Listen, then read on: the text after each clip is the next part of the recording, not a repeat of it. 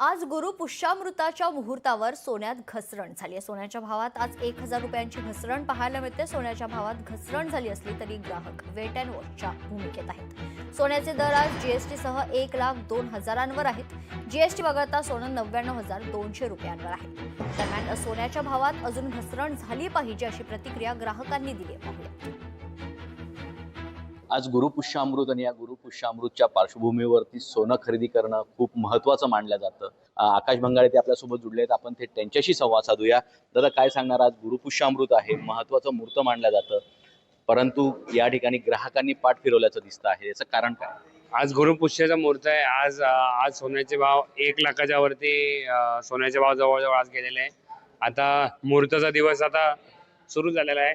आज सोनं घेणं खूप शुभ असतं, म्हणून सोन्याचे भाव काही असू दे, आपल्या भारतात तरी प्रत्येक मुहूर्तात लोक सोनं घेतात। संध्याकाळपर्यंत 4:30 वाजता मुहूर्त आज सुरू होणार आहे। कदाचित तेव्हा ग्राहक भरपूर जास्त प्रमाणात सोनं खरेदी करतील।